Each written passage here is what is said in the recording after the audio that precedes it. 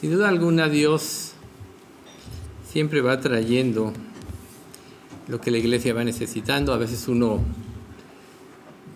piensa, voy a hacer esto, lo otro, estudiamos esto, pero Dios va guiando todas las cosas y va mostrando en cada momento lo que Él quiere que nosotros sepamos, lo que Él quiere enseñarnos. Y dada la situación, pues hoy vamos a empezar a ver los dones espirituales. Estos dones es algo a veces muy, hay muchas dudas sobre ellos, muy controvertido también. ¿Cómo se aplican? ¿Quién los tiene?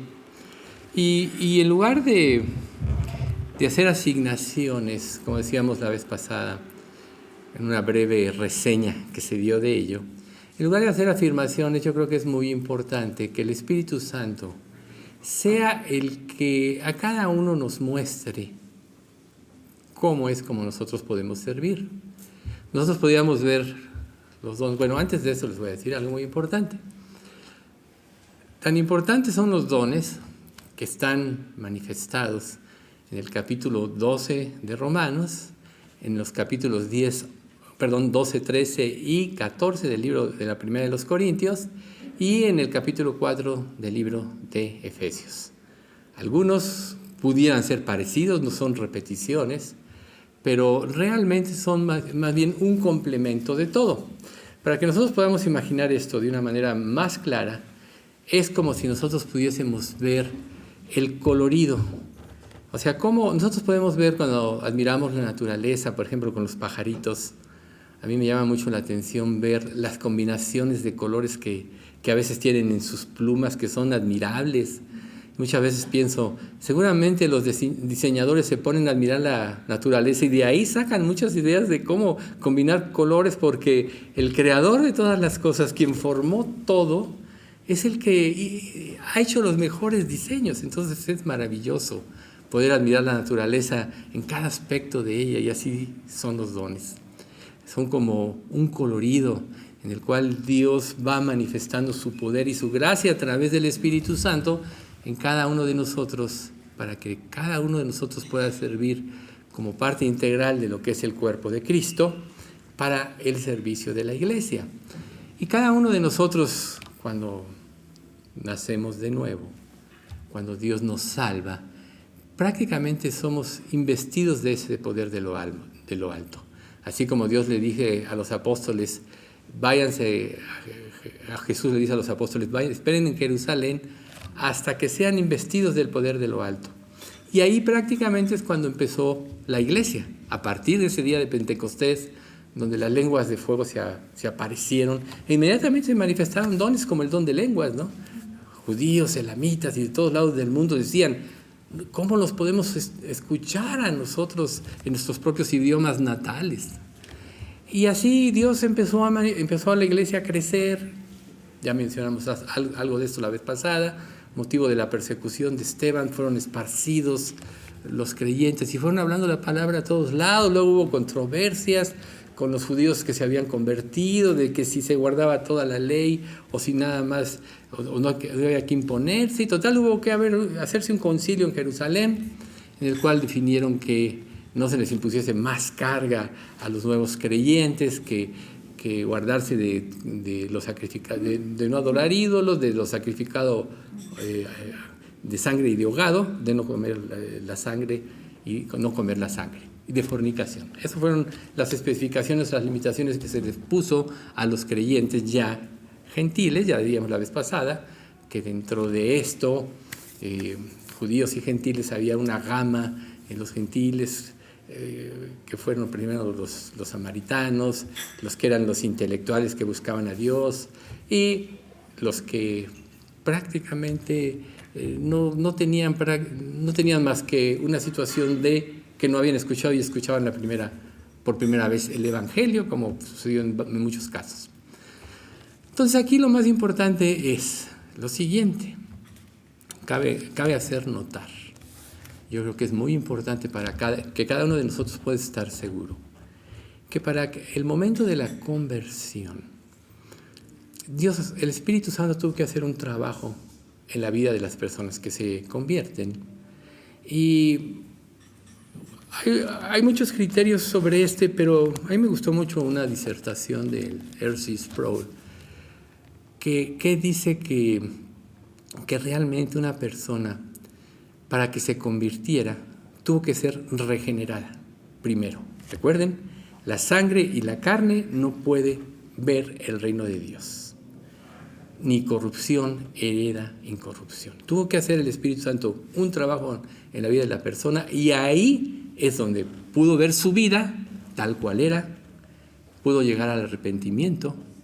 Ahí Dios le dio la fe para creer y fue salvo, fue hecho hijo de Dios, y a partir de ese momento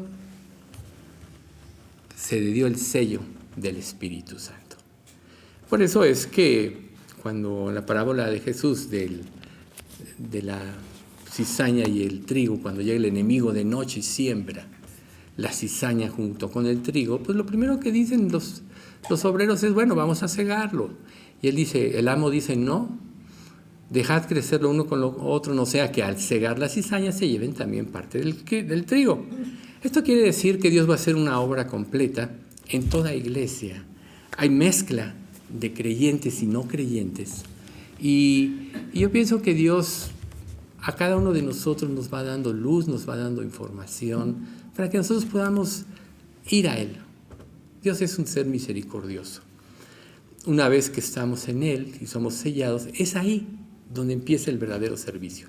No un servicio basado en nuestro esfuerzo, no un servicio basado en nuestras habilidades naturales o humanas. Todos tenemos habilidades de una u otra manera. Podríamos decir que aún como incrédulos, cada uno tiene facilidad para algo. De alguna manera son tipos de dones, no como los que vamos a hablar aquí, sino son formas en las que cada persona actúa en esta vida, y por eso pues hay tanta diferencia en cuanto a cómo actúa uno. Hay personas impulsivas, hay personas temerosas, prudentes, hay personas que no dan un paso, hay personas valientes que se aventuran. De todo hay en este mundo, así somos los seres humanos.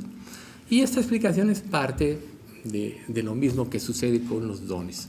Aunque nada de lo que nosotros somos, Dios en un sentido lo usa como un valor tal cual, Él sí usa parte de lo que nosotros somos como para ilustrar lo que Él quiere hacer a través de su iglesia. Por ejemplo, si nosotros vemos entre las personas que se paran a dar un mensaje aquí, pues vemos diferencias. Recuerden, en el Antiguo Testamento, yo soy de Pablo, yo de Apolos, yo de Cefas. Recuerden ustedes que, por ejemplo, Apolos sabía las Escrituras hasta Juan el Bautista, y no es sino cuando Priscila y Aquila lo escuchan predicar, ya lo toman aparte y le enseñan con mayor precisión el camino de la salvación.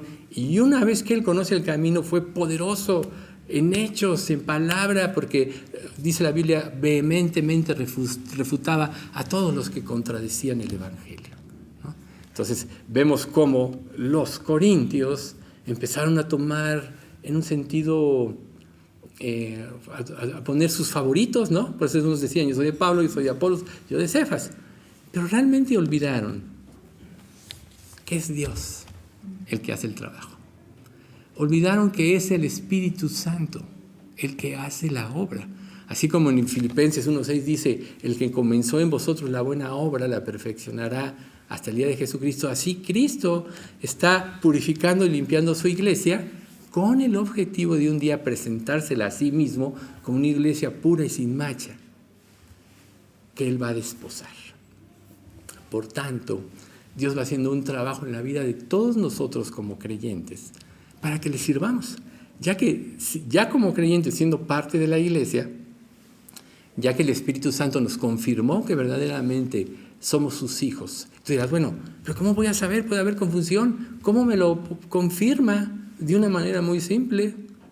Empiezas a aborrecer la vida de pecado. Empiezas a aborrecer tus formas que se oponían a Dios. Empiezas a aborrecer todas aquellas áreas de ti que pueden estorbar el trabajo de Dios. Y deseas cambiar. Tienes hambre y sed por la palabra de Dios. Tienes ganas y deseos de servirle. No requieres un mérito personal para que Dios te recompense, sino toda la gloria se la vas a dar a Él, porque bien sabes que todo lo bueno, lo honesto, lo puro proviene de Dios. Cuando estamos nosotros ya en esta posición, cuando ya entendimos, es cuando Dios nos puede empezar a usar. Cuando estamos vacíos de nosotros mismos, es cuando más podemos empezar a ver con claridad. Entonces, como les decía, los dones empiezan a hacerse en una ramificación, pues yo diría, muy grande, pero parte de esto es precisamente para que nosotros podamos comprender y sobre todo, ya no ser confundidos. Porque yo les aseguro que hasta ahorita hay mucha confusión respecto a esto. ¿Cómo puedo servir a Dios si es que realmente anhela servirlo? ¿Cómo puedo yo participar? ¿Y saben una cosa? La obra es de Dios y el Espíritu Santo va a otorgar los dones para que los podamos ejercer y la iglesia funcione como un todo. Recuerden, reitero, o mejor dicho, vuelvo a decir, la mano no le puede decir al ojo no te necesito, ni el pie al brazo, o sea, todo es una unidad. Y la iglesia así debe de funcionar para que Dios la pueda bendecir como una unidad. ¿Cuál es el propósito de esta unidad como iglesia? Servir a Dios, glorificar a Cristo. No querer ninguna recompensa personal, porque entonces ya va a dejar de actuar el Espíritu Santo y vamos a empezar a ser nosotros. No hay mérito en ningún creyente para obtener la salvación. No hay mérito en ningún creyente para que pueda ser usado más que la disposición de su corazón y Dios sabrá cómo lo usa. No hay dones más excelentes sino los que Dios le otorga a cada uno como parte del cuerpo. O sea, todos los dones son excelentes. Cada creyente va a participar como parte de un cuerpo para que sea una unidad y entonces se pueda dar el fruto que Dios pretende. Entonces vamos a ver Romanos 12 del 4 al 8, que dice de la siguiente manera. Porque de la manera que en un cuerpo tenemos muchos miembros, pero no todos los miembros tienen la misma función, así nosotros, siendo muchos, somos un cuerpo en Cristo y todos los miembros, todos miembros los unos de los otros. De manera que teniendo diferentes dones, según la gracia que nos es dada, si el de profecía, úsese conforme a la medida de la fe, o si el de servicio, en servir, el que enseña, en la enseñanza, el que exhorta, en la exhortación, el que reparte con liberalidad, el que preside con solicitud, el que hace misericordia con alegría. Parecidos dones también se ponen en la primera carta de los Corintios 12, del 12 al 14, pero la idea es poner una categoría de cuáles son los dones para que nosotros tengamos una idea. Y conforme nosotros vamos a ir desglosando, vamos a ver que esa lista es para que nosotros prácticamente nos identifiquemos con Cristo plenamente. Ese es el punto. Siempre recuerden, por Él, de Él y para Él son todas las cosas, como dicen Romanos. Nunca se les olvide. Por Él, de Él y para Él son todas las cosas. Y la excelencia del servicio está en vivir para glorificarle y no pretender nada para sí mismo. Pablo una vez tuvo que decirle a sus oyentes, todos buscan lo que es lo suyo propio y no lo que es de Cristo. Y Pablo dice, me propuse no saber otra cosa que a Jesucristo y a este crucificado. De eso tiene que estar llena nuestra mente. Todos tenemos ideas, todos tenemos deseos, aún en una predicación como esta, seguramente nuestra mente está yendo de acá para allá y se dice una palabra y la relacionas con área de tu vida y te vas por ahí, dejas de escuchar lo que es el mensaje. Todos vivimos este tipo de cosas. Pero en la medida que nuestra mente se va disciplinando, nuestra concentración y nuestra mirada cada día queda más fija en Cristo. Y es así como nosotros vamos a aprender más. Por eso Jesús dijo, no son los oidores de la ley los justos ante Dios, sino los que cumplen la ley, esos serán justificados. Nosotros podemos salir de aquí y escuchar el mejor tratado bíblico en la perfecta sana doctrina. Pero si nuestro corazón no está el salir de aquí para servir a Cristo, para crecer en la gracia y en el conocimiento de nuestro Señor y Salvador Jesucristo, todo eso se va a velar. Si no, la primera de Corintios capítulo 13 no diría: ahora vemos como por espejo, oscuramente. Entonces veré como fui visto. Conoceré como fui conocido. Todos estamos viendo oscuramente.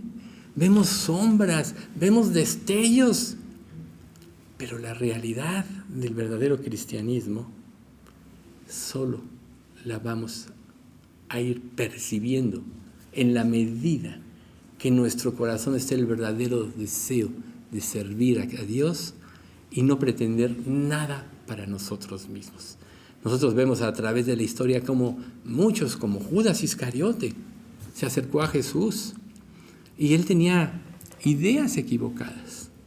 Y muchas cosas hubiéramos ignorado.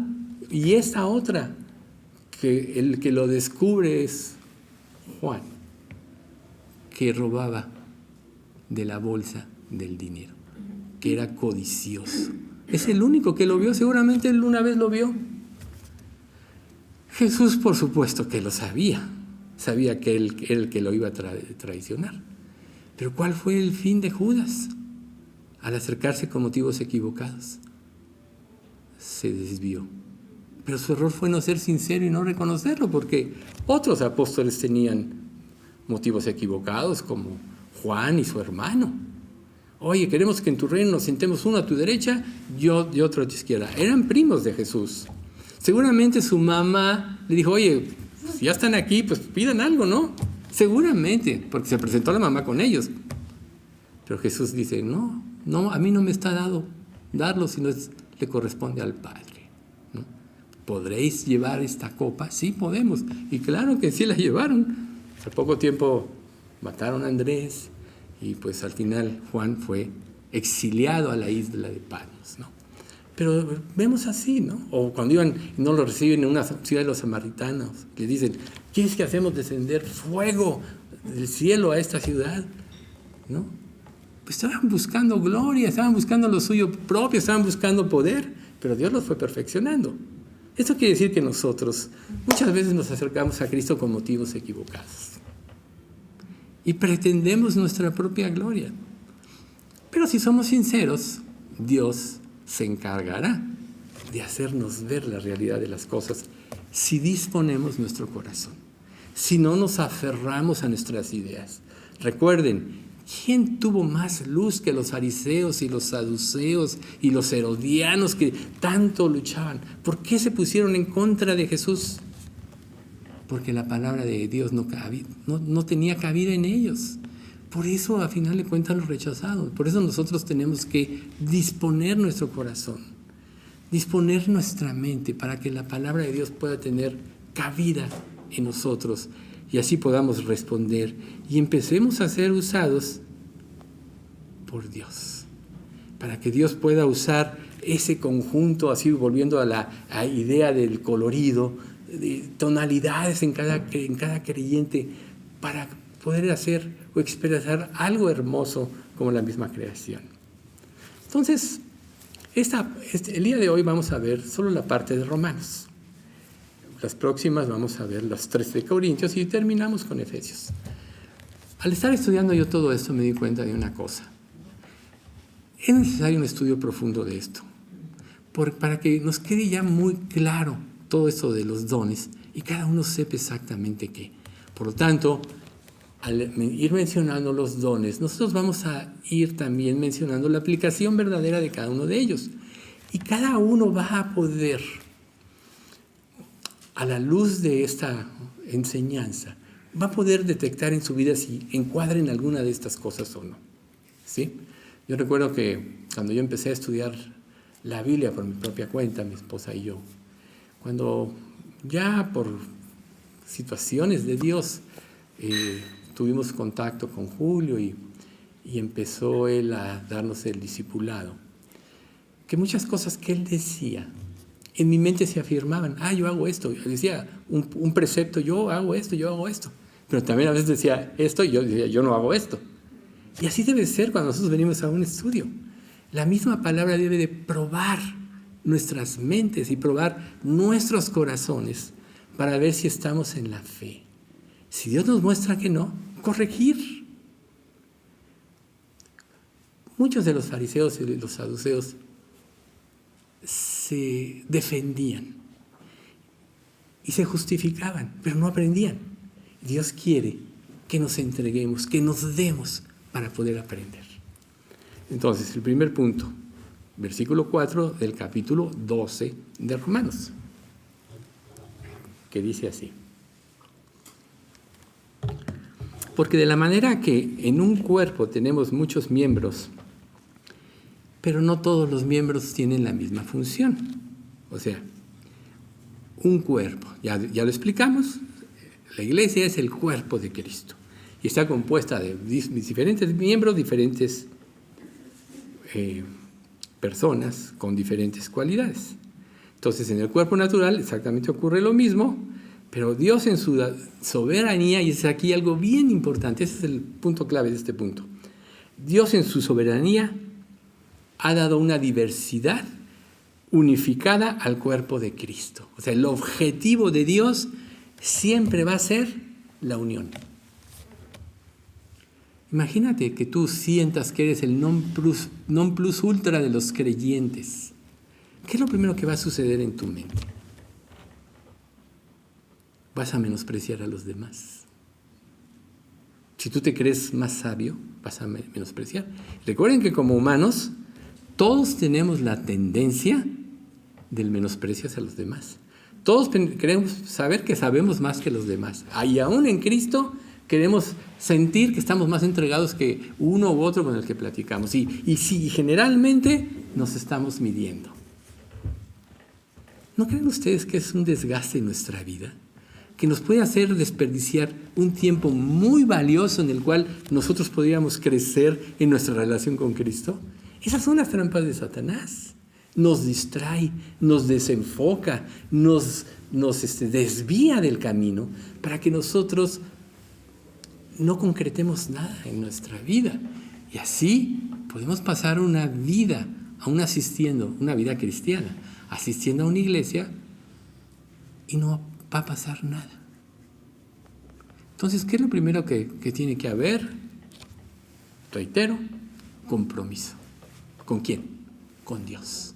Si tú te comprometes con Dios, entonces tú vas a saber que Dios es el que forma las iglesias, y así como dice, Dios en su soberanía ha dado diversidad unificada al cuerpo de Cristo. Que tú estés aquí, tu vida tiene un propósito. Pero ¿cómo vas a descubrir ese propósito si no te comprometes a estar? Yo sé que, créanme, aquí nunca vamos a pasar lista por quién viene y quién no. ¿Sí? Sí, faltaste ya, no eres digno. No. Nunca se va a hacer eso. Nunca nosotros aquí hemos forzado a nadie a llevar una vida porque entraríamos en obras, no en gracia. Más bien hemos exhortado a que la gracia de Dios sea lo que nos cambie.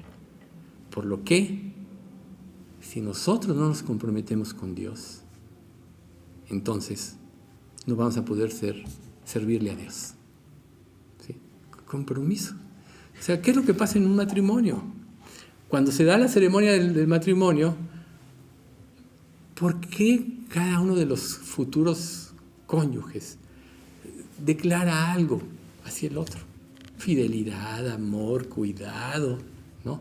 Las arras que se dan, la da el marido para manifestar que él va a ser el proveedor del hogar, que va a luchar porque nunca falte nada en el hogar.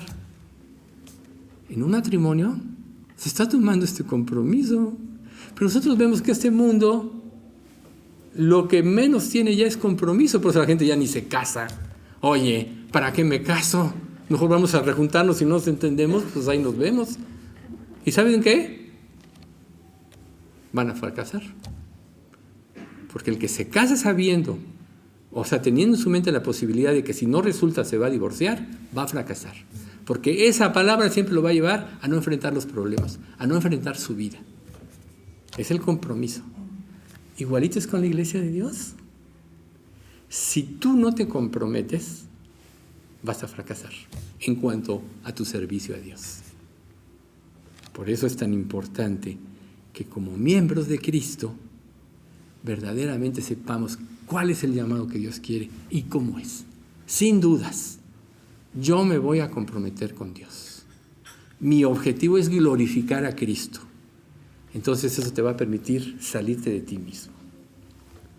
Salirte de las adulaciones. Las adulaciones. Recuerden, no adulen a nadie, porque la adulación, dice la Biblia, que tiene un sentido equivocado. La gente que adula siempre persigue algo. No adules ni dejes ser adulado. Aquí no se permiten las adulaciones a nadie. Y el que trate de hacerlo, no lo haga, porque eso ya es una desviación. Si quieren honrar a alguien, honren a Cristo. Si algo no les parece, oren por la persona, etc. Luego, el versículo 6, 12:6. De manera que teniendo diferentes dones según la gracia que nos es dada, si el de profecía, úsese conforme a la medida de la fe. Punto número 1. Los dones son según la gracia. Y si son según la gracia, no hay mérito alguno en la persona que lo posee. Pero la persona a la que Dios se lo otorga lo hace con un objetivo: que le sirva, que sirva a la iglesia. O sea, Cristo vino a servir, dice la Biblia, y a dar su vida en rescate por muchos. Vino a padecer, por eso dice en Hebreos, y aunque era hijo, por lo que padeció, aprendió la obediencia. Y habiendo sido perfeccionado, vino a ser autor de eterna salvación a los que obedecen. ¿Ven? Nosotros venimos a servir a este mundo. Y si en tu mente está eso, sabrás que dentro del servicio pues vendrán muchas cosas. Quizá victorias, cosas hermosas, pero también dolores, llanto, sufrimiento. O sea, el cargo por la iglesia, el cargo por todo lo que Dios nos pide que hagamos, el cargo por los demás, como decía Pablo. Sí, o sea, tengo yo muchos problemas y aparte el cargo por las iglesias que yo he ido formando, oro por ellas cada día. Pero ¿saben una cosa? El final será glorioso. Pero si tú en esta vida quieres vivir para ti mismo, te vas a perder de glorificar a Dios y te vas a perder de muchas cosas que Dios podría hacer a través de ti mismo. Entonces, fíjense bien que en el 3 del capítulo 12 de Romanos, que no leímos, dice según la gracia. O sea, todo don es dado según la gracia, como ya dijimos, y los resultados deben ser resultados espirituales, y todo va de acuerdo, reitero, a la soberanía de Dios. Que tú tengas un don, no hay nada en ti, no lo merecías. Así como la salvación no la merecemos, Dios nos la da. Él nos convence, reitero, y todo lo demás que ya dijimos. Pero es la gracia de Dios la que hace que seamos lo que somos. Ya la vez pasada veíamos que un aspecto muy importante el miércoles es, por ejemplo, la valentía. La valentía. O sea, ¿qué es lo que te puede hacer suficientemente fuerte para romper barreras y todo? El amor a Cristo, el verdadero interés por el destino de la humanidad sin Dios. Eso es lo que te hace fuerte. Pero si no tienes convicciones fuertes, al primer problema vas a flaquear, vas a consentir a la persona de acuerdo a lo que piensa y la estás dañando en lugar de ayudarla. Y de eso tiene mucho que ver lo que vamos a ver, ¿no? Pero antes de eso, el significado de... O sea, empezamos a ver la profecía, ¿no? En este pasaje. Dice, de manera que teniendo diferentes dones, según la gracia que nos es dada, que es lo que estamos explicando, luego dice, sí, el de profecía, ¿no? Bien. Entonces, aquí un punto muy importante, que en la palabra profecía, según el griego, es salir a hablar. Fíjense qué curioso. ¿no? Salir a hablar. O sea, todos nosotros pensamos textualmente, hablar de fuera, hablar hacia afuera. Todos pensamos, no, el don de profecía, que diga qué va a pasar en el futuro. No, empieza por salir a hablar. Eso es lo que significa en el griego este don. Por tanto, podríamos decir, cada vez que tú le hablas a otro de Cristo, cada vez que tú das un testimonio, etcétera, estás profetizando. No en el sentido de ser profeta como en el Antiguo Testamento, que eso lo vamos a explicar, ¿sí? Pero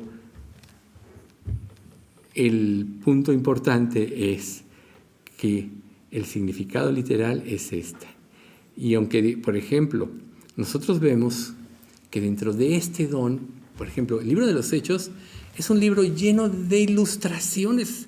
Digo, a veces nosotros lo vemos como un acto histórico, pero está lleno de ilustraciones porque fue a través de la narración de Lucas de esta serie de hechos de lo que es el avance de la iglesia cristiana, vemos cómo la iglesia fue creciendo. Hubo dones temporales, hubo dones en los cuales sí, efectivamente, como el profeta Ágabo, que le dice, si vas a Jerusalén, el dueño de este cinturón, hablando de Pablo, si va a Jerusalén va a ser golpeado, va a ser apresado y muchas cosas dice. Entonces todos los creyentes al oír esto tratan de impedir que Pablo vaya, pero él dice, no me angustien en el corazón. Yo no estoy dispuesto no solo a morir por Cristo, es que quiero dar testimonio, y es lo que era el anhelo de Pablo. Recuerden que cuando Pablo ya llega después de aquel viaje donde naufragan y llegan a la isla aquella donde una serpiente aún lo muerde, etcétera, etcétera, cuando llega a Roma lo salen a recibir muchos creyentes y dice la Escritura, y se alegró su corazón. ¡Qué mayor alegría! Que todos vivamos para servir a Dios y nos alegremos de los progresos de otros creyentes. Pero Pedro dice, el que tiene celos amargos y contención, o sea, está mal, no debe mentir ni hablar, porque algo anda mal en su corazón, pero más o menos así lo dice, ¿no? O sea, los dones es para que, si glorifican a Dios, yo me voy a gozar de que tú hables mejor que yo, o que tú prediques mejor que yo, o que tú tengas ese don de servicio, esa capacidad de ayudar a los demás. Y de hecho en esto consiste también este don, ¿sí? Pero volviendo aquí al punto, uno de los puntos más importantes de este don es fortalecer a los creyentes en su fe. Usar la misma Escritura para que todos tengamos el ánimo de hacer a un lado aquello que nos estorba en la verdadera consagración y fortalecer a los creyentes en la fe. ¿Ven qué concepto tan diferente del que teníamos? O sea, todos, recuerden, son dones de servicios. O sea, el objetivo es animar. Pero muchas veces también la gente tiene que saber cuál es su situación, cuál es su posición, para que corrija. Miren, nosotros estamos aquí unidos con un propósito, servir a Dios. Y tenemos que orar para que todo lo que suceda aquí esté basado en la confianza. Si yo les dijera como persona, confíen en mí, pues realmente yo estaría mal. ¿Por qué? Pues sí, va a intervenir tu manera de pensar, tu manera de ser. De hecho, cualquiera de nosotros que no nos conocemos tan cercanamente empieza a convivir con otro, inmediatamente van a salir a la luz los errores de cada uno. Todos somos imperfectos. Nadie pretende ser perfecto. Pero sí tenemos que tener un propósito, que todo lo que pase aquí tiene que ser para la edificación, para animar.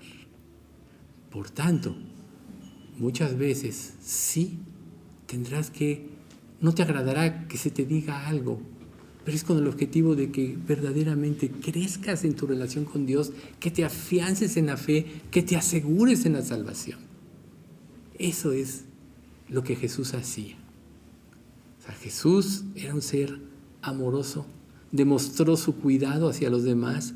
Por eso él mismo dijo, hasta ahora ninguno de vosotros se ha perdido, salvo el hijo de perdición, del cual las Escrituras ya lo habían dicho.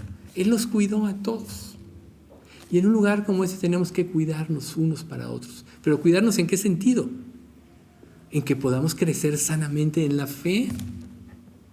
Por tanto, para esto sirve este don, para animar, para fortalecer, para ubicarnos en nuestra realidad espiritual, para que podamos crecer. El objetivo de que yo vea cómo soy, como realmente vea como Dios me ve, es para que yo corrija aquellas áreas de mi vida que no se están pareciendo a Cristo y que no sean un estorbo, ya que todo lo que tú no le creas a Cristo va a ser un estorbo en tu crecimiento. Tu forma de llevar el cristianismo, por ejemplo. Cada uno de nosotros aquí tiene el potencial de generar una nueva religión. Y de alguna manera lo hacemos, vivimos nuestra propia religión, en el sentido de que le estamos imponiendo a Dios nuestra forma de cómo debe ser el cristianismo. Es muy natural en el ser humano. Dios, yo te voy a servir de esta manera. ¿Así? ¿Y qué dice Dios? Ahí estamos, para eso están los dones. Dios te dio los dones para que tú le sirvas de la manera que Él decidió que le sirvas. No de la manera que tú piensas que debes de servirle. Pero ¿cómo vas a entender si no te comprometes? ¿Cómo vas a entender si no asistes? Miren, cualquiera de nosotros puede no asistir porque tiene un problema. Y no, claro que no, por eso nunca vamos a pasar lista aquí. Si los que vienen aquí no tienen la convicción de venir, la verdad, ¿a qué vienen? Digo, no es que yo esté corriendo a nadie, no. Estamos aquí porque queremos ser edificados para servir a Dios. Ese debe ser nuestro propósito. De ahí viene, volvemos al punto del compromiso. Estoy aquí para que Dios me corrija en aquellas áreas de mi vida que pueden estar mal, para que yo tenga la seguridad que el camino por donde yo voy es el correcto. ¿Acaso no hizo eso Pablo? Que fue y le expuso su evangelio a los que tenían un nombre en la iglesia, como a Santiago, el hermano del Señor, etcétera, Pedro. Dice, no vaya a ser que haya corrido en vano. O sea, Pablo, aquel hombre a que Dios se le reveló en el camino a Damasco, aquel que declara en una de sus cartas, si en el cuerpo no lo sé, o fuera del cuerpo no lo sé, fue arrebatado al tercer cielo, al paraíso de Dios, donde me fueron reveladas cosas inefables que no le está permitido al hombre expresar. Este Pablo, quien tuvo una revelación viva, de todos modos platicó con los que en aquel entonces dirigían Jerusalén para saber que estaba en lo correcto. Pero a lo mejor tú, en tu orgullo y todo eso, dices, no, como yo llevo mi cristianismo está bien. ¿Ah, sí? Y entonces, aquí venimos a evaluarnos, a probarnos. Examinaos a vosotros mismos si estáis en la fe. Probaos a vosotros mismos. ¿O no sabéis que Jesucristo está en vosotros a menos que estéis reprobados? Eso es lo primero que deberíamos hacer antes de pensar otra cosa. ¿Realmente Cristo está en mí? ¿Realmente estoy sirviendo a Dios? ¿Realmente mi anhelo es vivir para Él? Y si encuentras negativas en esto, entonces reconsidera, eso es todo. ¿Para qué? Para que no corras en vano. Eso lo dijo Pablo. No vaya a ser que yo haya corrido en vano. Tú puedes tener 50 años de una vida cristiana equivocadas y corriste en vano. Y todo lo que pensabas que un día iba a tener recompensa de tu servicio solo va a ser pérdida. Si no hubiera puesto Dios inspirado, bueno, no hubiera inspirado a Pablo en esa 1 Corintios 3, 13 al 15. La obra de cada uno será manifiesta, pues el día la declarará, pues por el fuego será revelada. Y la obra de cada uno, cual sea, el fuego la probará. La fe. Si permaneciere la obra de alguno que sobreedificó, o sea, no puedes edificar en otro fundamento que no sea Cristo. Si permaneciere, quiere decir que fue probada por la fe, recibirá recompensa. Si la obra de alguno se quemare, recibirá pérdida. ¿Ok?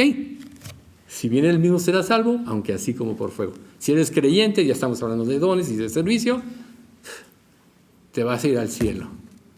Pero solito nada más.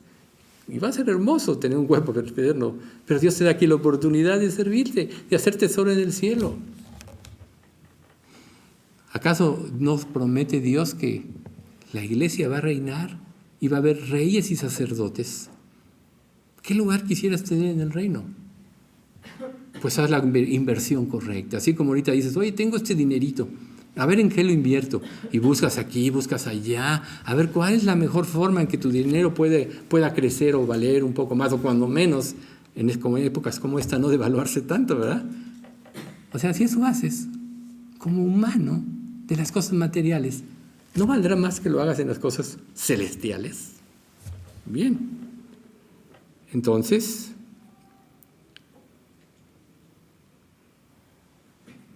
algo muy importante aquí también es que la evidencia indica de que antes de que se completara el Nuevo Testamento, estábamos hablando de Lucas, la narración de hechos del crecimiento de la iglesia, y apenas en ese tiempo, por ahí de los 40 y tantos de la era de Cristo hasta el 90 y tantos con el Apocalipsis, se escribieron las cartas en diferentes circunstancias y vivencias que tuvieron los apóstoles. Pablo fue el que más epístolas escribió, Juan, luego, etc. Pero muchos dones rigieron solo mientras la iglesia crecía, mientras se iba a completar la iglesia. Ahora nosotros como creyentes ya no necesitamos que haya un don de lenguas y necesariamente de interpretación, porque ya tenemos la revelación aquí dada. Eso era una forma que suplía lo que faltaba de escribirse en las Escrituras, en el Nuevo Testamento. Entonces vemos como muchas iglesias. Y digo, pudiera ser que existiera eso.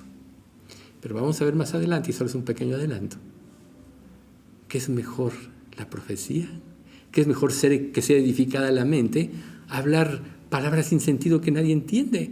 Por eso Pablo dice, bueno, y en aquel entonces, que todavía no había terminado de escribirse todo, si hay quien hable en lenguas, pues si hay quien interprete, hable, si no, mejor calle. ¿Por qué? Porque no es edificada la iglesia. Por tanto, el don de profecía es muy superior, porque nos alienta a vivir para Cristo, nos alienta a trabajar para Él. ¿Sí? Entonces, pues sí, las profecías acabarán y cesarán las lenguas, porque en parte conocemos y en parte profetizamos. Ya lo veremos en la parte de Corintios, con mayor amplitud. Entonces, en el sentido, estábamos viendo que a muchos sí se les reveló como ágabo las cosas del futuro, pero en el sentido de no revelación, la palabra profecía alude a la capacidad de la proclamación pública de la palabra de Dios. Ahí está, que quede claro para todos. Proclamación pública de la palabra de Dios. Ante un estudio como este, en tu trabajo, cuando testificas a alguien, oye, es que tengo problemas, mi matrimonio se está destruyendo. Oye, Cristo te puede ayudar. Un señor tuvo un problema muy difícil en su salud, y yo ya le había testificado. Entonces le pregunté, oye, ¿y pensaste, ahora que tuviste este problema, pensaste en Dios? Dios, claro que sí, puse a repasar mi vida. Le dije, bueno, ten en cuenta, porque hice esto, lo otro. Le digo, es que no, eso no es lo que dice Dios. Entonces lo instruí, digo, para no alargar esto, en el camino correcto. Ese es el don de profecía, ¿ven ustedes? Instruirlo. Y dice, sí, voy a leer más la Biblia, voy a pedirle a Dios, voy a analizar mi vida. Eso fue lo que me dijo. Ahí está. Punto muy importante. Úsese conforme a la medida de la fe. Y sí, el don de profecía, volviendo al versículo, úsese conforme a la medida de la fe. ¿Qué tanto puedes tú saber cómo Dios te puede usar si no tienes ni siquiera fe? Si no vives por fe. O sea, vivir por fe es hacer lo que Él promete y te dice que debes hacer, aunque no lo entiendas. Esa es la fe. Yo no entiendo, pero si tú lo dices, lo voy a hacer. Por eso todo estudio se sustenta aquí con la palabra de Dios.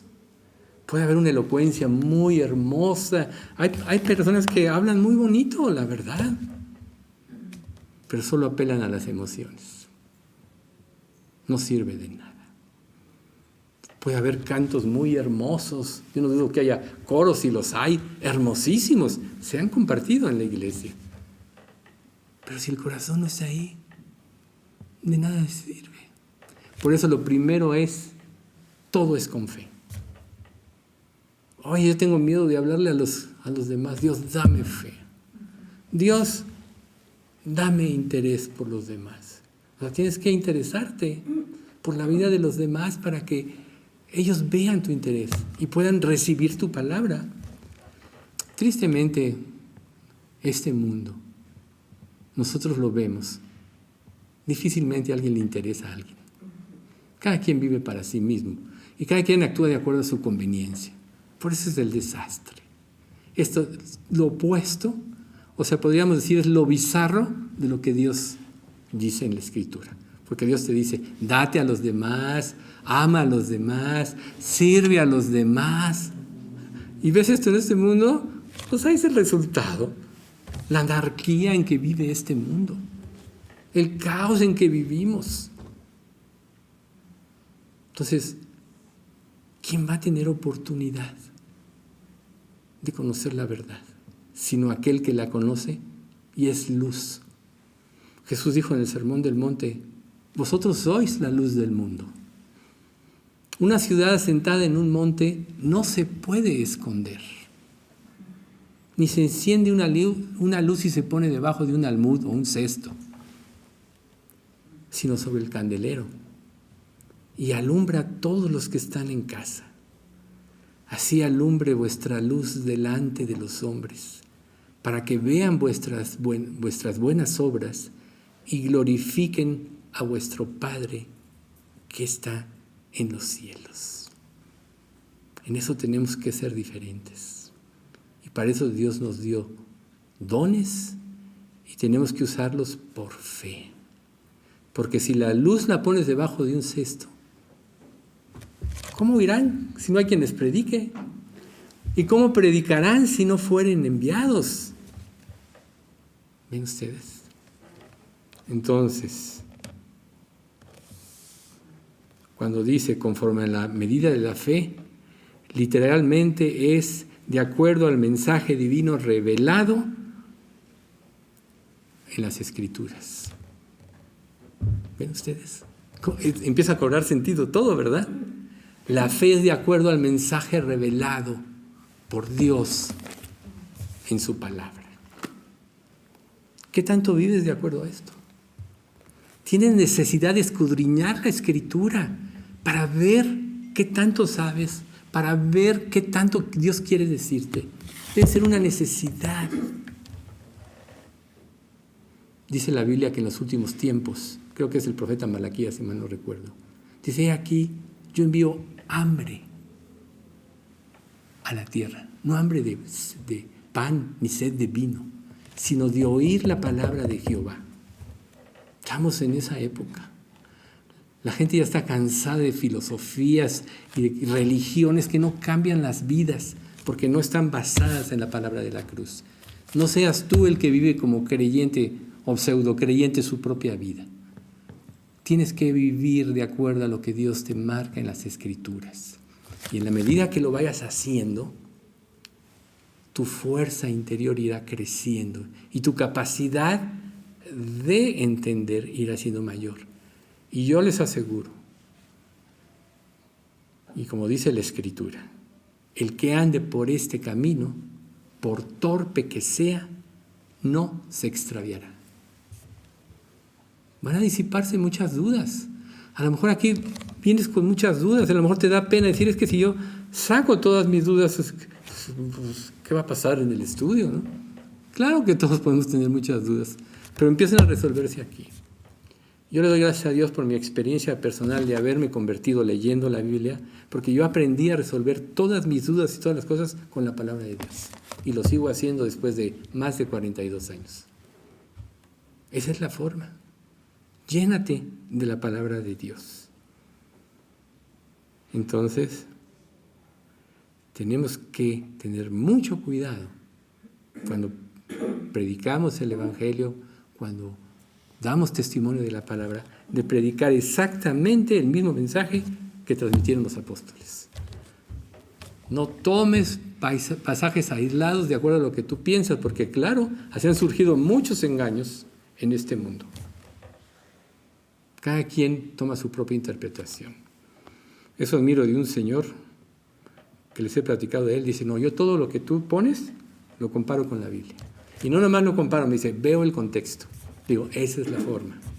Esa es la forma.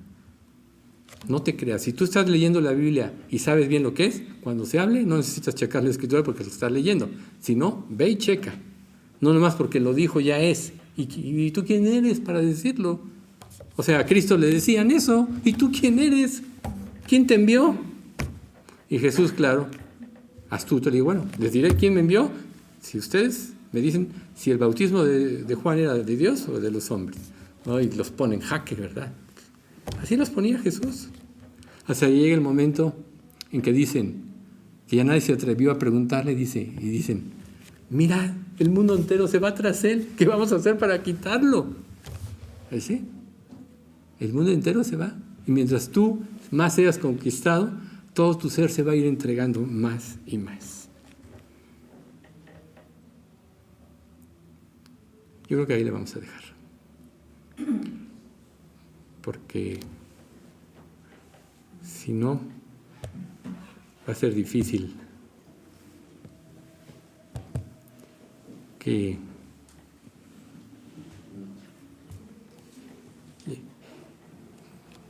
no hay que verlo superficialmente. Vamos a orar. Padre bendito, te queremos agradecer mucho por este estudio. Gracias, Padre, porque nos empiezas a abrir el panorama de lo que son tus dones y hay tantas cosas que todavía tenemos que aprender, Señor. Por tanto, enséñanos a hacernos ignorantes y que si creemos que sabemos algo, como dice tu palabra, aún no sabemos nada como debemos de saberlo. Haznos humildes y sencillos, siervos devotos y humildes, Señor, con la mayor reverencia a ti y a tu palabra, como dice el Salmo 138. Has engrandecido tu nombre y tu palabra por sobre todas las cosas. Enséñanos a verlo así, Señor, y a ver ese tesoro que has puesto en nuestras manos, que es tu palabra, la Santa Biblia, porque ahí tenemos todos los recursos para poder saber cómo piensas, qué quieres de nosotros y qué estás haciendo en nosotros hasta el día en que tú nos llames.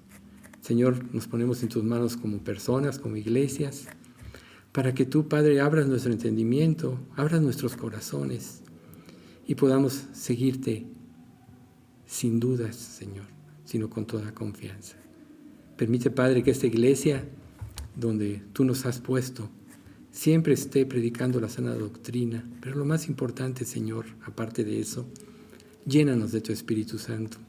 Llena cada enseñanza de tu palabra para que veamos no letra, sino vida del Espíritu, Señor. Eso te pedimos, pidiéndote que nos guardes a todos, en nombre de Cristo Jesús.